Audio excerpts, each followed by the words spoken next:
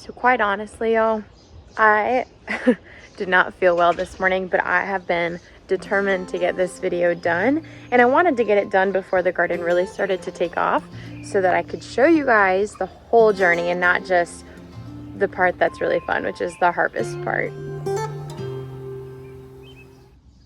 We are going to be doing my first official garden tour.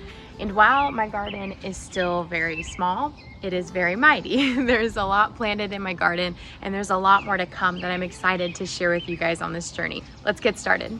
So my husband Caleb actually built these garden beds. They're inspired by Jess from Roots and Refuge Farm. We did bite the bullet and did cedar because we do plan on being this house long enough to not have to replace like pine beds in the next 5 years had we done that. And so we wanted to use wood that was trusty, untreated, and sustainable for a long-term use. So we have 4 beds already made up on this side that just run perpendicular to the fence.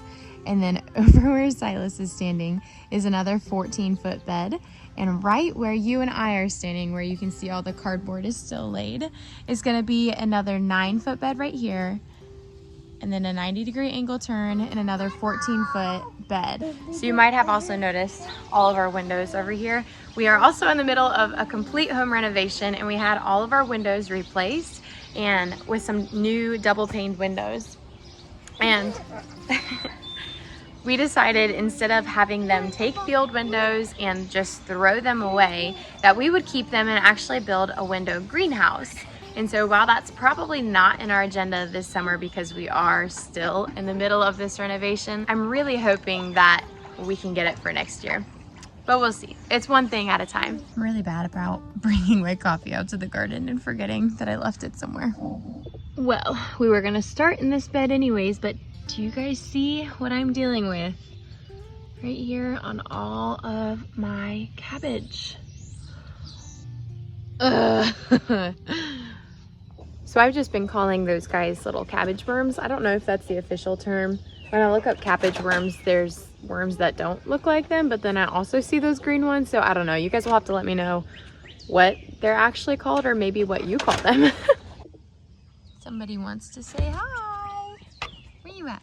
There you are. Hey, dude. Good morning. Good morning. Yes, good morning. All right, well, we'll start in the first bed. So in the first bed that I have here, I actually have 2 tomatillos. I have never grown tomatillos before.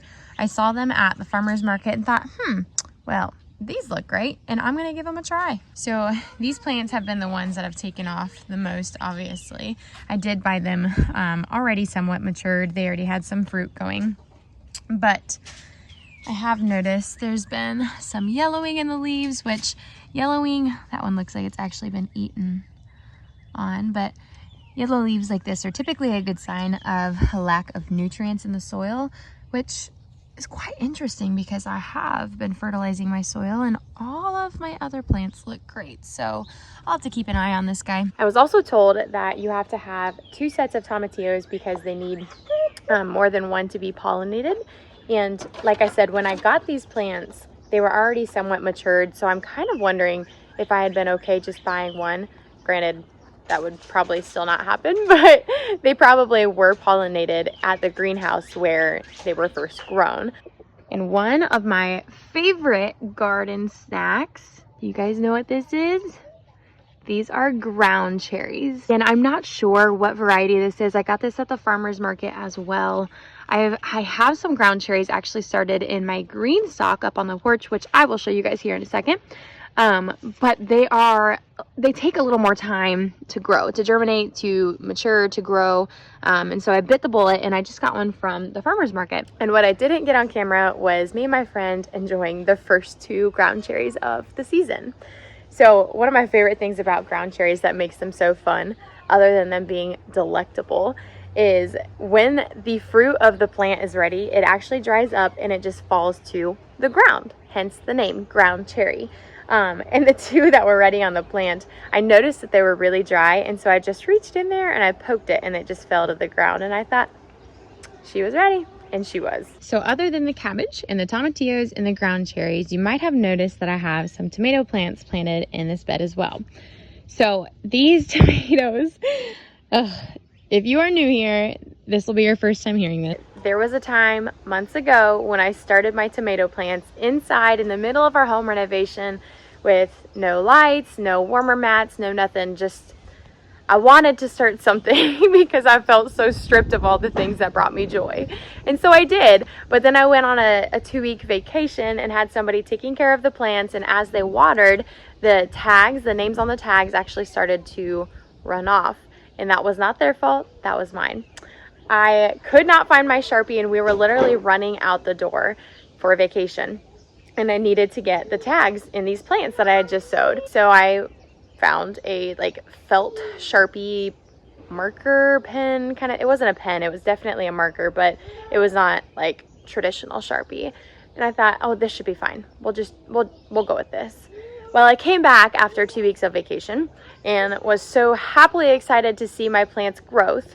And I noticed all 7 varieties and all 10 seeds of each variety of my tomatoes were unmarked. So what we have here is a tomato saga. I had cherries, Romas, beefsteaks, slicers, all sorts of different tomatoes that I had started. And I have no idea what is planted here, but we'll find out together and you guys can laugh at me or with me. Hi. Yes, you are so sweet, but you're also very intrusive. Another thing I got at the farmer's market were early girl tomatoes. And if you don't know this about early girl tomatoes, their name comes from the fact that they do put off tomatoes early in the season. And so you'll see here that I actually have 3 little green fruits already. Look at these fellas, and they're looking nice and healthy. There's even some more blossoms here that are gonna be putting off, so that's pretty exciting. They'll probably be ready here in the next couple weeks. This guy, I actually made a reel on Instagram about this guy. If you notice down here, this main stalk that you see that continues up the plant and like is literally the main stem of the plant now, was not traditionally the main stalk. So you can see it right there. Do you see where the main stem was actually broken off? This was a sucker. So a good example of a sucker, if you are unaware of what that term is, do you see the stem that is trying to form in the armpit of this tomato? Here's the main stem, here's one of the leaves coming off, and then there's another one trying to start right here. That is called a sucker. I'm gonna get people that are gonna hate on this video.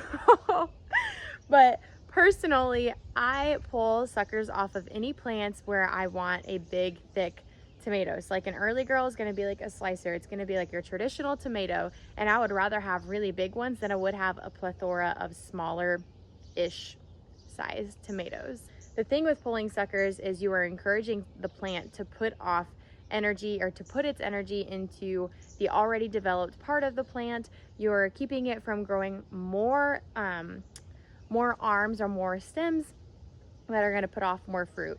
Yes, you would have a higher yield of fruit if you left suckers on, but the fruit that it's going to provide are going to be limited in its size and in its density because there's going to be so much on the plant that it's trying to put its energy towards. So it's going to try to equally distribute that energy. But if there's only a limited number of fruits because you pulled the suckers, the fruit that is receiving that energy is going to be more than likely larger and more dense in its weight and its size.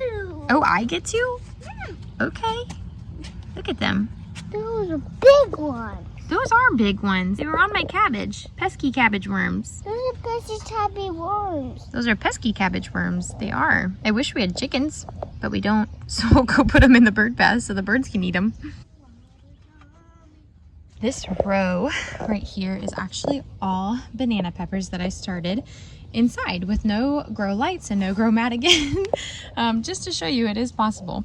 I wasn't sure if they were going to take off, and so I actually sowed a few seeds directly into the beds when we had them up, which is what these little smaller plants are. So one thing about peppers is that they can grow closely together because while they do enjoy a lot of heat, they also do need a little bit of shade. And so I call it holding hands. I can't remember where I've heard this, but I just stick to that phrase. So peppers, when they're close enough, obviously these guys are not mature enough, but their leaves will start to overlap like this from 2 different plants, which provides just enough shade. Now, I've actually never grown banana peppers. I love banana peppers. I love them on my sandwiches. I love them canned.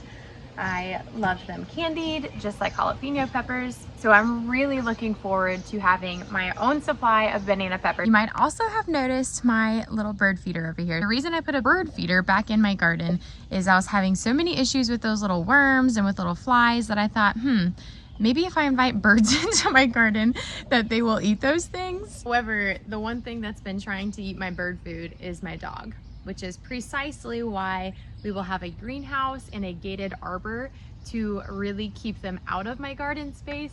But it's hard to say. I don't know if it's working. Perhaps it is, perhaps it's not. So you've likely seen these plants all over the garden as well. These are my nasturtiums. I got these from the farmer's market as well. Nasturtiums are completely edible. I will say they do have a very similar taste to that of horseradish, which I am not a fan of, but I love these plants. They look like little lily pads, don't they? Like if there were water in this bed, you'd think that they were lily pads. So they are actually super prolific. Nasturtiums are jokingly one of those things that will self-sow